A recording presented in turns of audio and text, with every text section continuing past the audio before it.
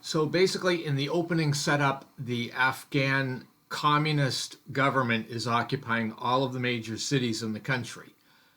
However, they only have the popular support of the people in the city of Kabul. And of course, this is going to be a strategic location in this game. Meanwhile, the resistance is set up in staging areas in the south at different towns such as Farah and Laskargah. And they also have a cadre poised in the Kush mountainous region and another cadre in the north at Sheberghan.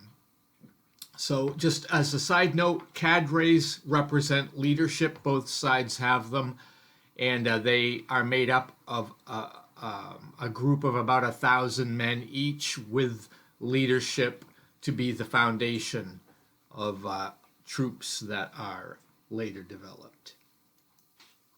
So in my scenario here, the first turn is the spring of the year 1978, and the communist government player is the first player. Now, during the first two seasons of this game, meaning the spring and summer of 1978, the communist is kind of set in a philosophy that's pre-chosen for them. And the Soviets must choose a policy of support, which is the lowest level of military strategy in this game. Also, the socialist revolution event must be in play during these first two seasons as well. And so this is going to aid in the subversive activities of government units, but it will cost the government 10 political points for each season that it's in effect, which kind of will offset the potential gains that they have. This game has a political index in it, going from 0 to 100. I call it percent.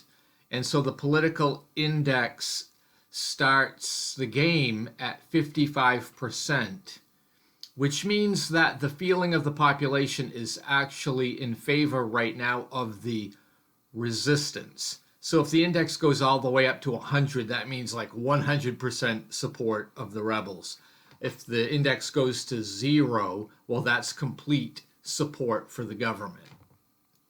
So one of the victory conditions for the resistance is to gain at least a 76% political index, of course, which would mean the communist government would want it to be, a 25% or so favor for the resistance, and that will be one of their victory conditions. Also, other victory conditions are going to involve occupying Kabul and a specific other number of cities and towns on the map. The current Soviet policy is only allowing for a few units from the Soviet Union to be in Afghanistan, and also only minimal support of the Soviet Air Force. So because of these limitations, the government player is going to have to use these judiciously. Now, because the political index is 55%, it is going to allow the Afghan government to select 2 political chits from the pool, and the ones selected are PDPA city and rural chits. So that acronym PDPA, I believe, stands for People's Democratic Party of Afghanistan. At this point in the game, Kabul is the only place where the Afghan government units can be mobilized. So 3 of the factions can be mobilized in cities, and there are 2 cadres in Kabul. So Kabul is the only place that is communist controlled at this point. So only 3 new units are mobilized. The initial plan for the government is to move and to occupy as many towns as possible and to try to convert the populations at the 2 northern areas where the government cadres are deployed to the government side. And they're going to do this by subversion. The Air Force is also going to be used to try to attack the resistance forces cadres. Also, I had Matar Lam occupied by the 2nd Secret Police Task Force.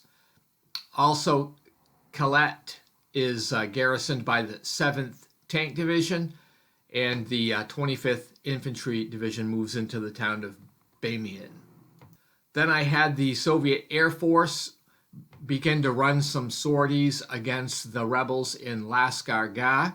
The rebel guerrilla group there was eliminated, but the cadre survives intact. So they still have a presence. Also, the Afghani Air Force begins some missions against the resistant forces, this time focusing on Sheberghan.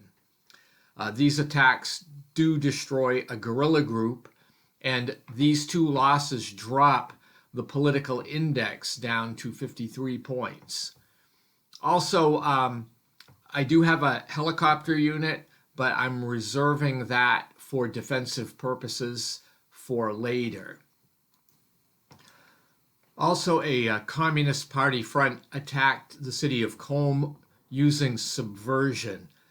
So that is a great way for a front to be used.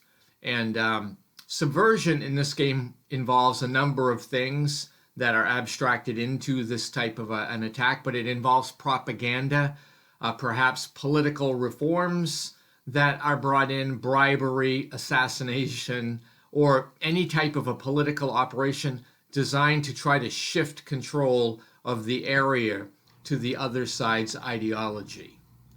So this subversive attack on Qom is successful, and so the populace starts embracing the communist government at this point.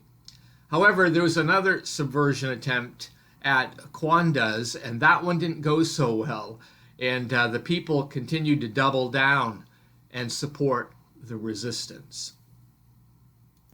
Since we're under the socialist revolution for the first 2 seasons, these attacks benefited from that, even though it's going to cost the government player in points, but no military action actually was undertaken in this turn. All of the moves were subversive, and the political index has moved toward the communist advantage.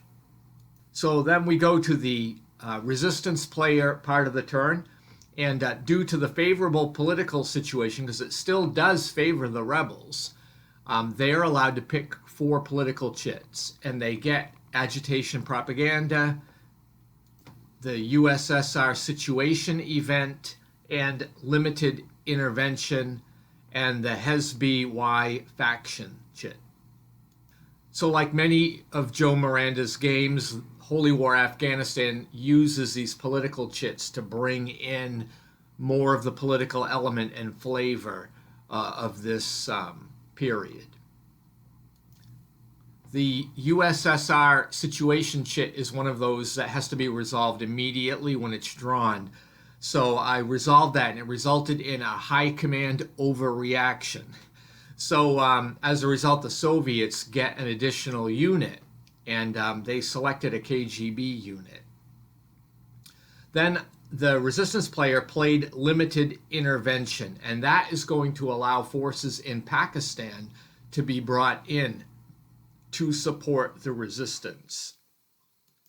Then the resistance player continues with mobilization, and 3 Hezbi guerrilla groups are formed in the mountain regions.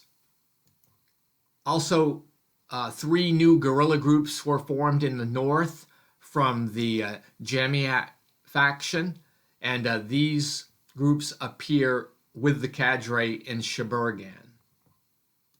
I also had the resistance form 2 new cadres in the north, and then 3 cadre units are placed near Kabul, but these don't have any supporting units. But remembering they represent leadership and about 1,000 men, they do have some combat ability. I also used the agitation and propaganda chit to bring in some more guerrillas in Sheberghan, and these guerrillas were brought into reliable status. So these units can be reliable or unreliable, many of the units in this game. So reliable indicates that the unit is most likely going to follow orders. It's less likely to defect or to go home. And the unreliable unit is made up of troops that are really not committed to the cause. Also, I set a Pakistani cadre up in the city of Quetta and with the Islamic Volunteer Division. Also, the rebels decide to take advantage of the situation and go on the offensive a little bit. So the Pakistani units move across the border and attack Kandahar. The rebel guerrilla groups also plan a series of attacks in the north and to the west of Kabul. At Kandahar, fighting breaks out between the Islamic Volunteer Division and the Afghani 17th Infantry Division, and the Pakistanis use the guerrilla combat results table. So there are different combat results tables depending on what you want to risk and how important the action is. In this case, the attacks don't accomplish anything, and the Pakistanis resort to mobile warfare and decide to pull back to Pakistan to avoid attrition. Remember, a turn in this game lasts about 3 months of time, so these military battles are more like operations, and even though they're fought out as if they were a battle, they're probably abstracting a number of battles that are going on. And so when there is an elimination result at the end of several months of fighting, that's likely what it's representing. Also, a rebel guerrilla group decides to attack the Afghani 4th Armored Division in the town of Kata Ashro. The rebels also, again, use the guerrilla combat results table, and as a result, the Afghan tanks are lost to attrition. So that's going to give the resistance a favorable political shift. I mean, that's pretty good headline. And the guerrilla group captures the town. Also, 2 rebel guerrilla groups attack the Afghani 25th Infantry Division in the town of Bamiyan, and I again use the guerrilla combat results table. And this time the 25th Infantry is whittled away by attrition, and Bamiyan also falls to the resistance. So the rebels get another political index shift in their favor. In the last area of effort, 3 guerrilla groups launch an attack on the Afghan 1st Airborne Task Force in Mazar-e-Shari. And the guerrillas this time use the conventional combat results table, and the 1st Airborne is destroyed, and the rebels capture the city. So another Afghan government loss means another resistance political shift in their favor. As you can see, these attacks went extremely well for the resistance, and they gained the intelligence advantage in each area of fighting. The units have an intelligence rating on the unit, and that is a measure of the unit's ability to, perform reconnaissance and detect the enemy, and to understand the enemy's intentions, and to be able to have a measure of control of the contact. Rounding out this turn, we go to the Jirga Loya stage.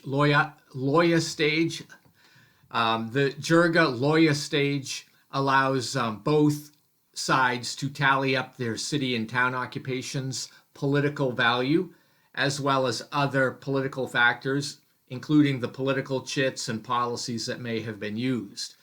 And also the National Council can be consulted in this phase, that's a chart, if both players agree. So after all of this activity, the political index remains the same as it was at the start of the turn, 55 in favor of the resistance. That brings this episode to an end. Thank you for watching.